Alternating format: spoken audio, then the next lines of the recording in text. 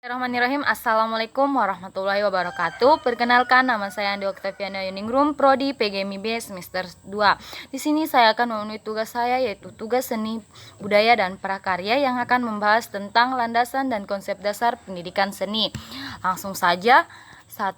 Konsep dasar pendidikan seni. Konsep dasar pendidikan seni pada dasarnya dapat dibagi dalam dua kategori, yaitu seni dalam pendidikan dan pendidikan melalui seni. Konsep yang pertama, seni dalam pendidikan, pada awalnya dikemukakan oleh golongan esensial yang menganggap bahwa secara hakiki materi seni penting diberikan kepada anak, dan konsep yang kedua adalah konsep pendidikan melalui seni. Konsep ini dipopulerkan oleh Herbert Read dalam bukunya Education Through Art. Dalam konsep ini, seni dipandang sebagai sarana atau alat untuk mencapai tujuan pendidikan dan bukan untuk tujuan sendiri. Selanjutnya, adapun tujuan dari pendidikan seni. Tujuan dari pendidikan seni diberikan kepada anak dengan berbagai tujuan, tapi semuanya didasari oleh keyakinan bahwa seni membentuk kepekaan anak sejak pertama kali mereka mengalaminya, sebagai bentuk dasar dari ekspresi dan sebagai tanggapan untuk dalam kehidupan. Dua buah model pengalaman tersebut, ekspresi dan tanggapan, adalah interdependen. Keduanya merupakan keseimbangan yang penting dan dibutuhkan. Hal yang dibutuhkan untuk kebutuhan seni itu sendiri terbagi atas.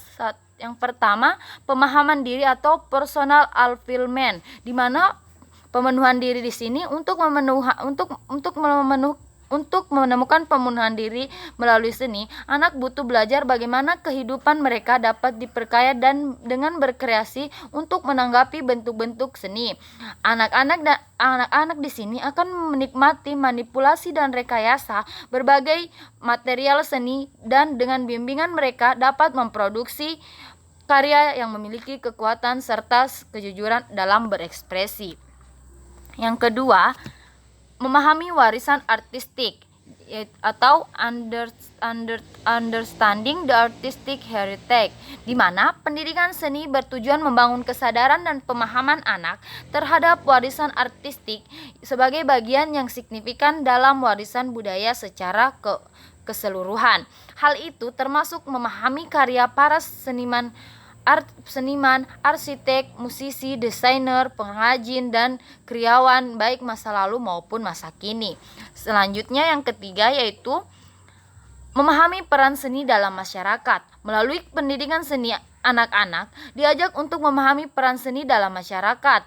Seperti yang kita lihat, masyarakat atau kebudayaan sebagian diidentifikasikan melalui berbagai bentuk kesenian yang dikreasikan. Anak-anak dapat menjadi peduli terhadap bentuk-bentuk kesenian tersebut sebagai makna yang kuat dari ekspresi sosial, tidak hanya pada masyarakat sendiri, tetapi juga kebudayaan dan bentuk kesenian pada masyarakat yang lain. Selanjutnya, sifat dan karakteristik pendidikan seni. Adapun sifat pendidikan seni terbagi atas dua, yaitu yang pertama, pendidikan seni sebagai cara berpikir dan belajar. Di sini, pendidikan seni di sekolah menyediakan peluang bagi para siswa untuk mengidentifikasi, menilai, dan memperluas kemampuan akademisnya. Hal yang fundamental dalam proses ini yaitu stimulan untuk mengakui, menghormati, dan membangun pengetahuan budaya yang membawa semua orang kepada situasi belajar.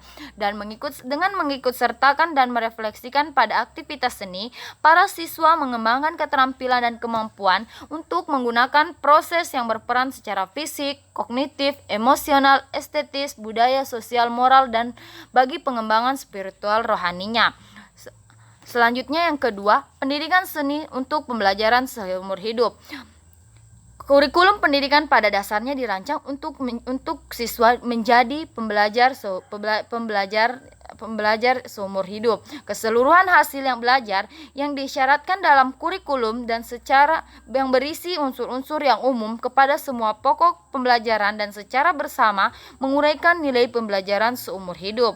Prinsip-prinsip dasar pendidikan seni ini memberikan kontribusi yang unik ke pembelajaran seumur hidup dengan menanamkan kebiasaan berpikir dan disposisi yang memudahkan pengembangan dari nilai pendidikan seumur hidup tersebut. Adapun pembelajaran seumur hidup yang dibentuk melalui pendidikan seni yaitu memiliki karakteristik berpengetahuan dengan pemahaman yang mendalam, berpemikir yang kompleks, kreator yang responsif, penyelidik yang aktif, komunikator yang efektif, partisipan dalam dunia yang saling ketergantungan, serta pelajar yang mandiri dan reflektif.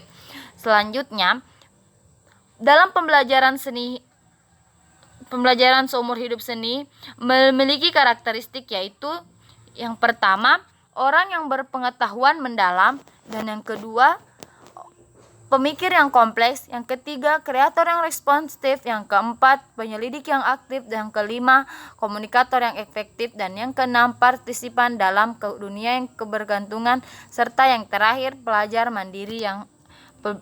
mandiri dan efektif. Kemudian selanjutnya, pembelajaran seni lintas kurikulum, di mana pembelajaran seni lintas kurikulum, adapun pokok pembelajaran seni lintas kurikulum terbagi atas. Yang pertama, literasi. Literasi adalah suatu praktek sosial yang menggunakan bahasa untuk berpikir dan membuat arti dalam kebudayaan. Praktek ini meliputi membaca dan menulis, berbicara dan mendengarkan, mengamati serta membentuk yang dikombinasikan dalam multimodal teks pada sebuah wilayah konteks. Selanjutnya, kemampuan dalam angka atau numerasi.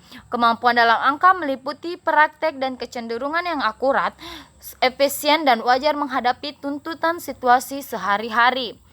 Kemudian, kecakapan hidup atau life skill, di mana kecakapan hidup ini terbagi lagi menjadi 4 bagian.